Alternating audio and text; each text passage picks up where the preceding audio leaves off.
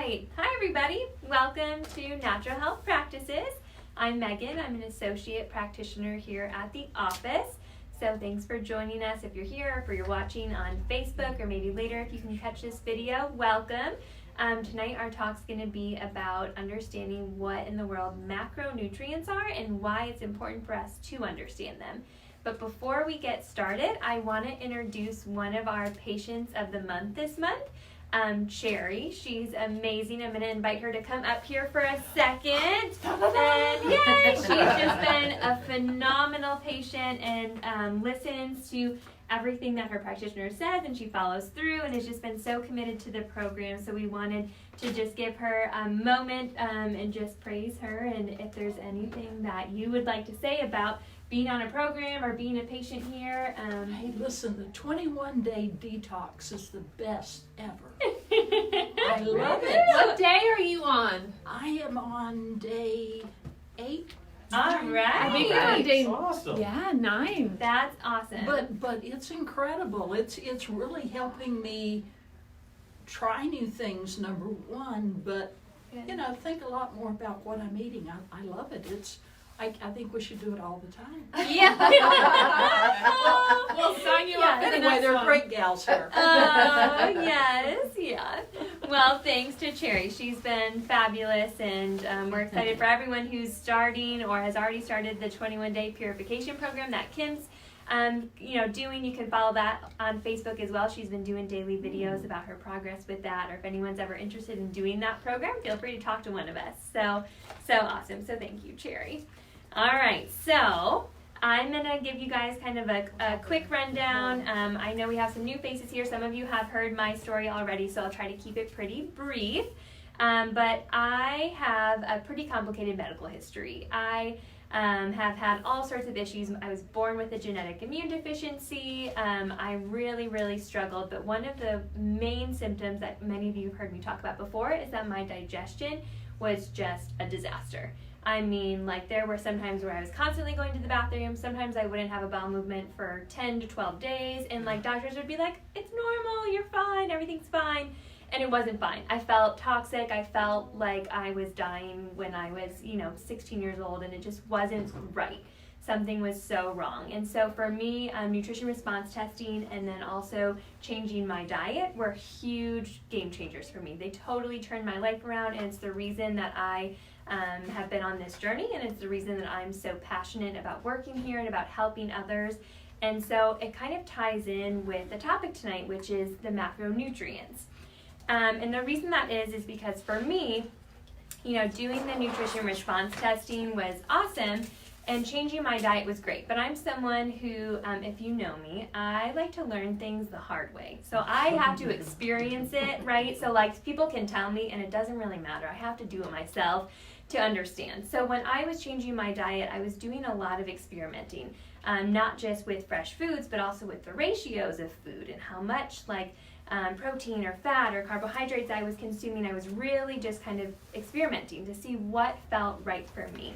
And although I'm really thankful that I went through that and that I've learned so much about that process, I really, really try to talk to my patients about why that's not always a great idea for them, because it's a lot of work and it's a lot of guessing, and it can be very frustrating, the highs and lows. So that's why it can be great to kind of work with someone and have a better understanding.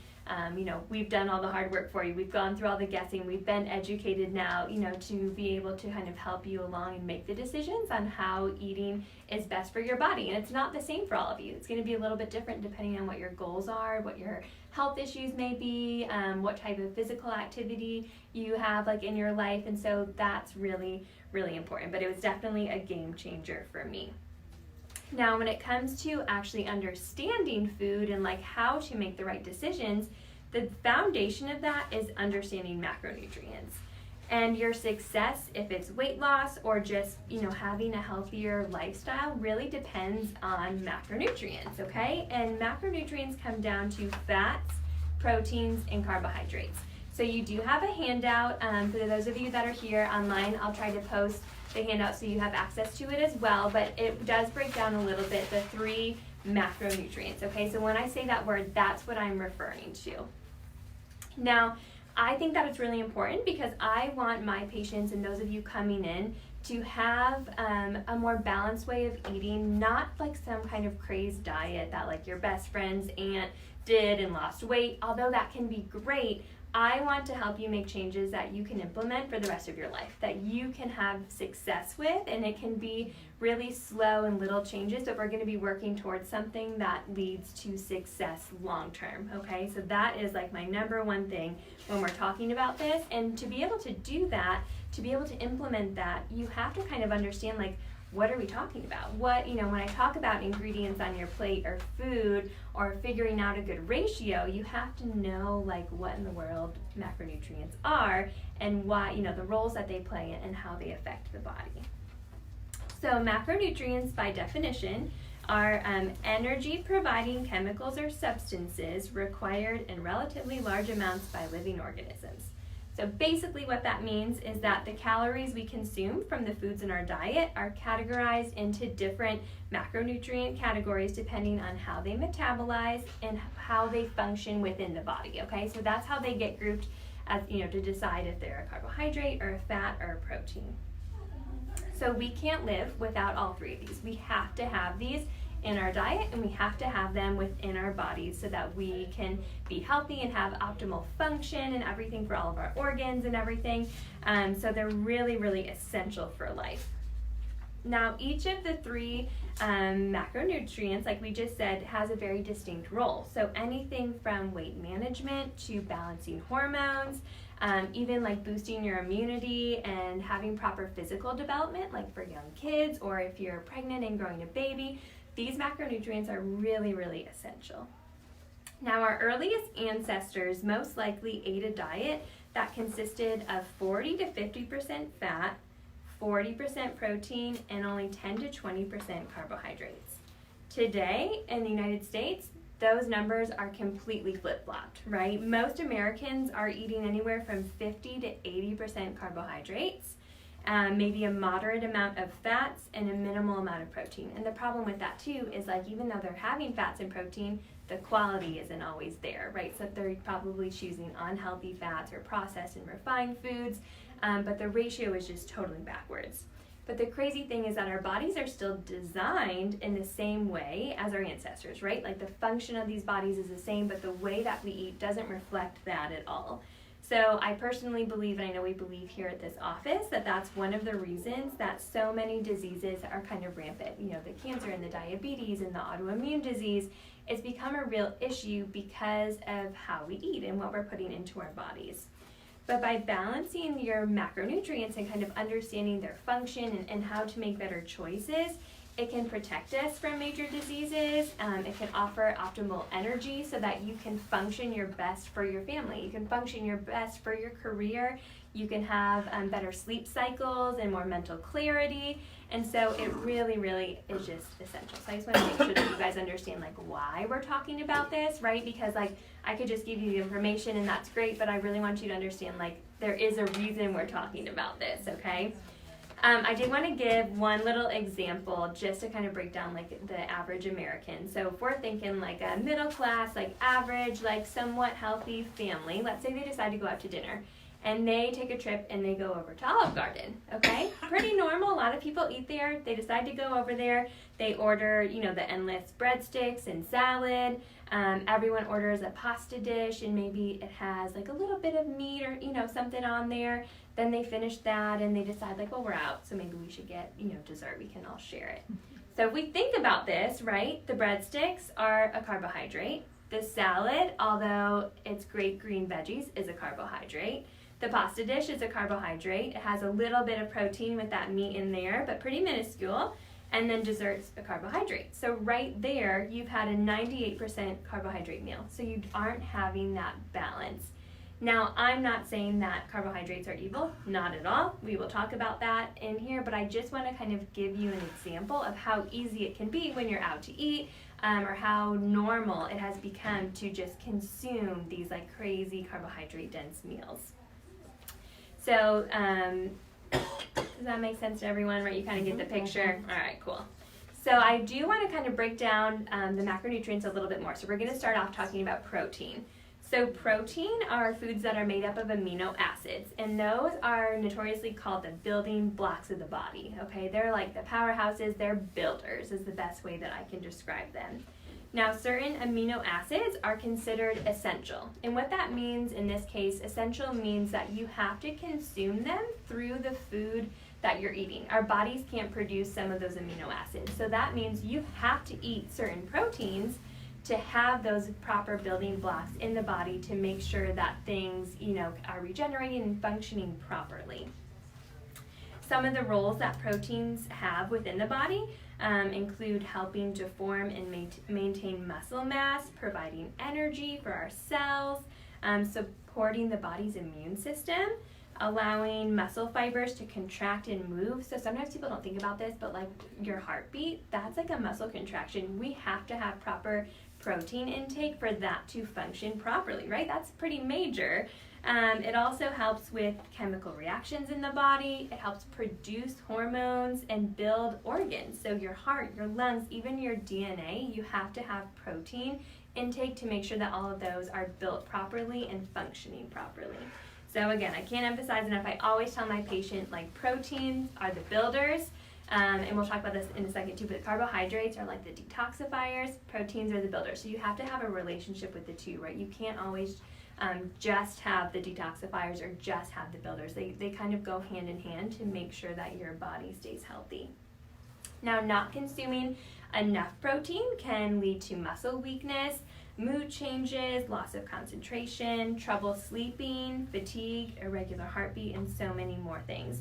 So some of you may know, like, if you've been in for nutrition coaching or have talked to some of us and you say, like, oh, I have such a hard time sleeping. Yes, there can be a lot of issues, but one of the first things we'll say is, like, well, what did you eat for dinner? What did you eat close to bedtime? Like, can you increase a little bit of protein? Have a hard-boiled egg. So some of you, I know, have heard that before, and that can be really accurate depending on if you've had enough protein or not, throughout your day. Like I said before, growth and development stages of life, so babies, kids, pregnancy, protein is absolutely essential. Now, quality sources of protein, which are on the handout, include like wild-caught fish and seafood, grass-fed, pasture-raised beef or lamb, bison, buffalo, even like bone broth is a great protein. Also looking at like organic eggs and poultry, organic and whole dairy or cultured dairy products, and that's only if that sits for you. I know some people can't do dairy here, but like the yogurts and the kefirs can be a great source of protein as well. Soaked and sprouted nuts and even seeds and legumes. Those are all like great examples of like quality ways to get protein into the body. Now, the ratio of protein that's best to consume kind of depends on the person. And again, like I said, like it depends on your goals, it depends on your physical activity and so many aspects. But for the purpose of this talk, I want to kind of give you like the general recommendation of how we kind of see it. So I personally think that 30% of your calories should be coming from protein. That, again, it's give or take depending on you, which is why it can be helpful to come in and actually talk to us. But that's the ratio we're going to use for this, and we'll talk a little bit more about that too. So next we have our carbohydrates. And carbohydrates, they actually like break down in the body into glucose. Now, if any of you have heard of glucose before, then you know that it's a form of sugar, right? So carbohydrates, we eat those. The body turns them into sugar, which is like instant fuel. It's instant energy for the body. It can also be stored away in our fat and in our muscles for if we need energy later on. Now, carbohydrates can digest at different speeds depending on like what type of carbohydrate they are. So for example, if you have like a processed refined carbohydrate, so let's say you go and you buy a bag of Doritos and some donuts, you eat that, it's gonna really, really quickly spike, your insulin levels because that glucose just gets put into your system so fast. Where if you look at whole food carbohydrates, so things like vegetables or whole pieces of fruit, grains and legumes, they kind of have like a slower release of glucose. So yes, you're still getting glucose, but it's over, a slow amount of time. It's kind of more steady energy for the body. Okay, so I like to think of those as like the slow carbs. So that's when we're talking about having a certain percentage or including carbohydrates in the body. For the most part, we want you to be choosing those types of carbohydrates. We want all the veggies and the fruit and all the different colors and variety in the diet. Now carbs are essential as a source of energy. They're great for keeping the GI tract healthy. So earlier when I said that the carbohydrates are like a detoxifier, that's what I mean by that. They kind of keep those detox pathways open, right? By providing fiber and making sure that we're going to the bathroom normally. They're also providing us with great like minerals and vitamins and essential things like that that the body also needs. So the best types, like we just said, the best sources for, including unprocessed carbohydrates would be our vegetables, all the leafy greens and bell peppers and tomatoes and even like mushrooms and stuff. We also have the starchy like root vegetables, so sweet potatoes, yams, winter squash, all like those tubers can be great. Those, a little bit more in moderation because they can be a little bit more, they can kind of hit the body strong with the glucose levels. Fruits are great. We love encouraging you to eat berries here. Okay, those are a great source of carbohydrates and antioxidants. Beans and legumes are a great source of fiber. And then we have like the ancient and whole grains. So things like quinoa, rice, oats, buckwheat, they can provide actually a little bit of protein too. The biggest thing with that is making sure that that is what is acceptable for your body and only eating those in kind of modest amounts, right? So we really recommend only having like the ancient or whole grains like for 1 serving per day. All right, just because they can be difficult to digest and they can cause inflammation in high amounts, but they can also be a really great source of nutrients and fiber. So the ratio for carbohydrates would be about 40%. Now lastly, but certainly not least, we have our fats. And fats provide the most calories per gram. So that makes them the most energy-dense macronutrient. And I think a lot of people don't realize that. Obviously fats have a bad, reputation.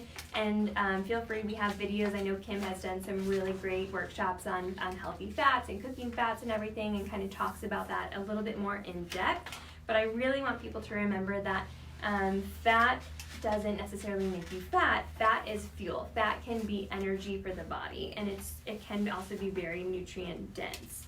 It actually helps with controlling your appetite as well. So people who have no fat in their diets tend to want to snack all the time, and that's not great either. So it's always having that balance and finding the right ratio.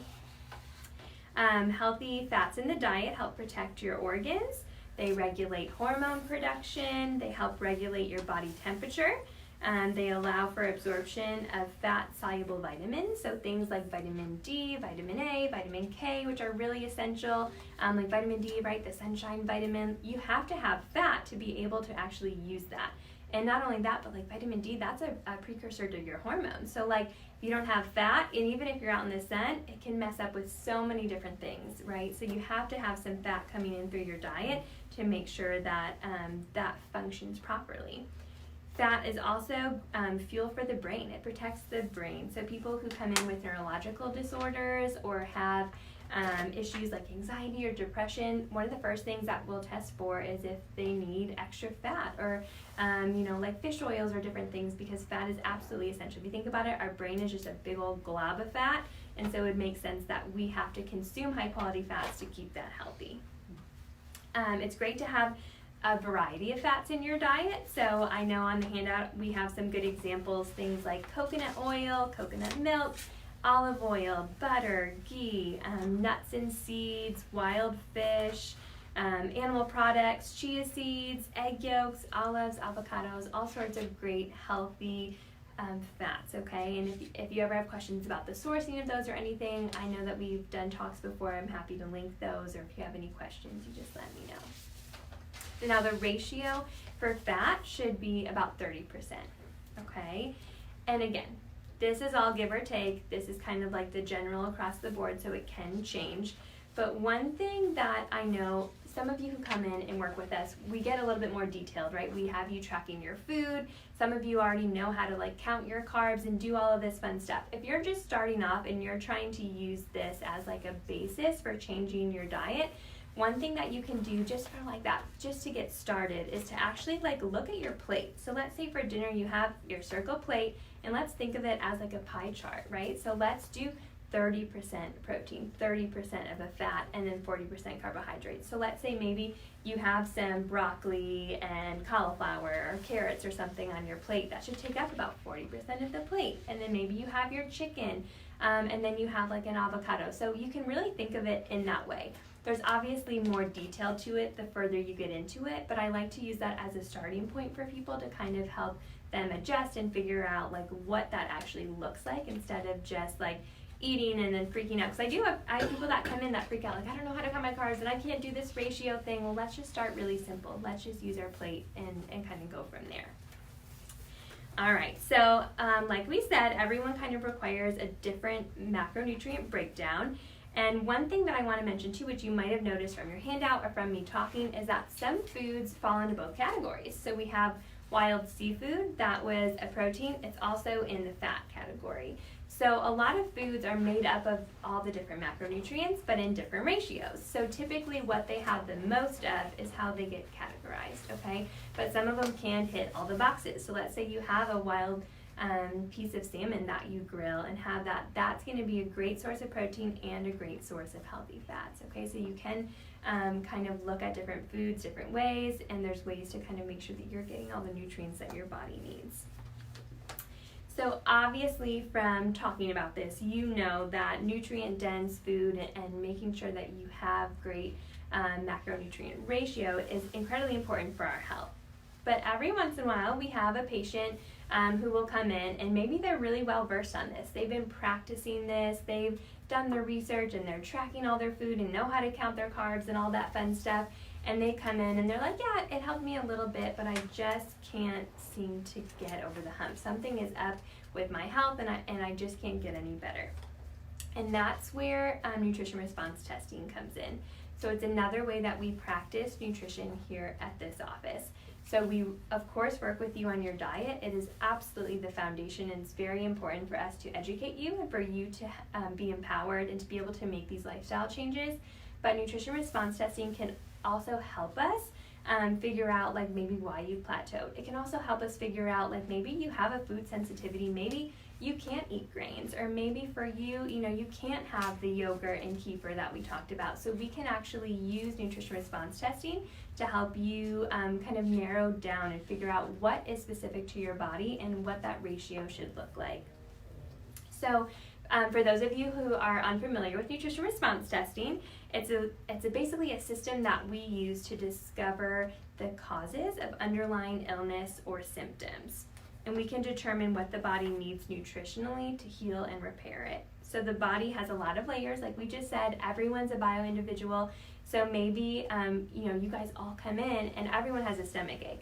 Well, someone could just say, okay, everyone has a stomach ache, you should all take this one supplement for your stomach. But unfortunately, it's not going to help everyone, because you could have stomach aches for different reasons, right? So maybe yours is because you're eating something funny. Maybe over here it's because you have a virus that you didn't realize.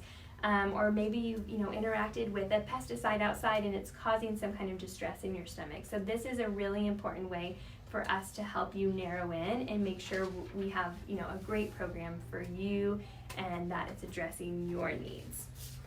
So in conjunction with actually figuring out what's going on, we will use whole food supplements and nutrients to help regain the vitality of your organs and ultimately eliminate the disease and symptoms within the body.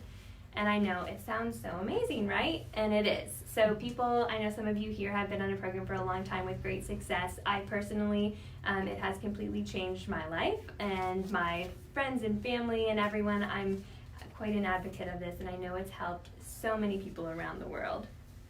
So at this office, our purpose is to help others regain their health through natural means, and the quickest way to do that is with nutrition response testing, especially in conjunction with some nutrition coaching, right? When we can talk about what you're eating at home, but also giving you the essential nutrients with some of our whole food supplements, you really get the perfect duo. Now, when it comes to nutrition response testing, it's probably a little bit easier if I show you so you have a visualization of what that looks like. So I'm going to have Kim or someone sneak up here so I can use them as a testing demo. So while Kim walks up here, I want everyone to recognize that she's alive and she's a human, right? So that's really good. It's good that we know that. We can see that because she's walking and breathing. She's alive. So that's fabulous. So as you may remember from some of your like high school, chemistry and biology classes, anything that's alive gives off energy, right? Everything's made of atoms. Atoms give off energy.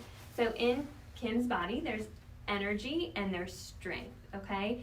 And so if we, for example, had Kim hold out her arm like this, and if I put a little bit of pressure there, Kim's able to keep her arm up because she has energy and strength in her body. So it's no problem, right? It's not an issue for her to hold that up.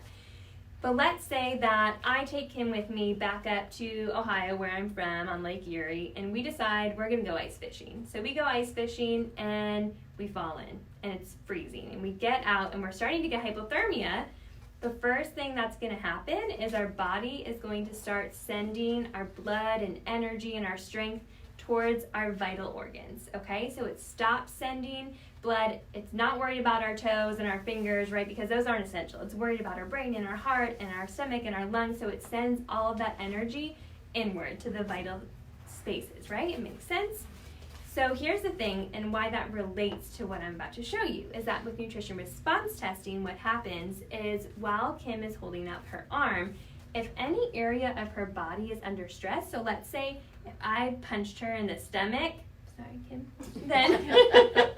then what's going to happen is if her arm is out and I'm pushing and I punch her in the stomach, her arm is going to go down because her body is like, no, this is very precious to me. I have to take care of it, right? So it's saying, I don't care about me holding up my arm.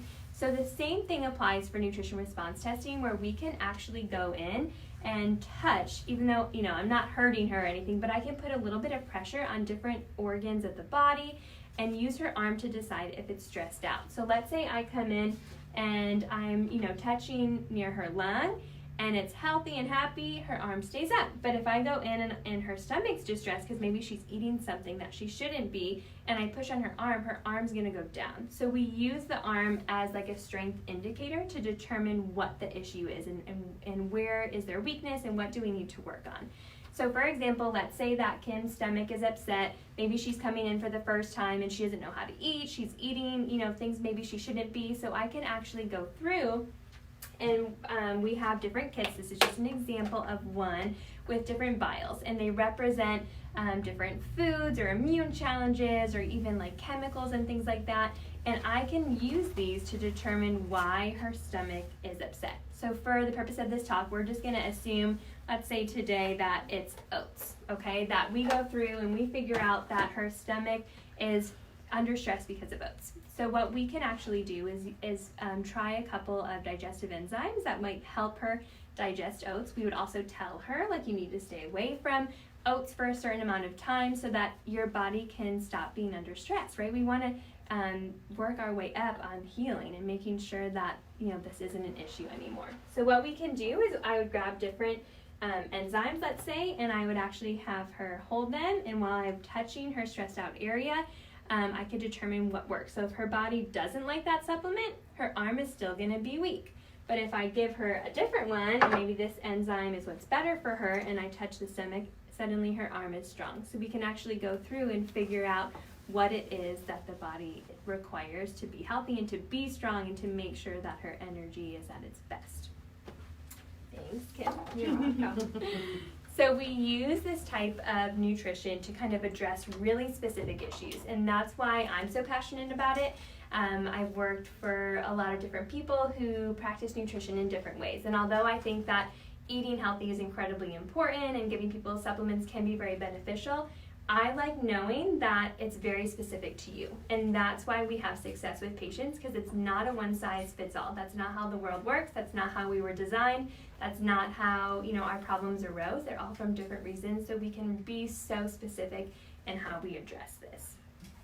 So if you are a nutrition response testing candidate, then obviously you will benefit greatly from starting a program here. For talking to some of us, we encourage you to tell your friends and your family and things as well if you've had success here, and to spread the word so that we can help as many people as we can, because we want everyone to be healthy and we want everyone to be functional and to be their best. So if this is something that you're interested in, feel free to talk to me or to talk to Kim or anyone in this office. If you have any questions, or even if you want a free health screening, we can do that tonight and see if you are a candidate and if you're testable and all of that fun stuff. Or if you're interested in nutrition coaching, maybe you just want to know like how you should be eating for your body. Or if you're online, even if you don't live in Florida, we can do online nutrition coaching. You can come here, we can talk about your food and nutrition coaching and track your food and work towards a goal with you, okay? So that's no problem at all. We are available to help you, and we want to help as many people as we possibly can.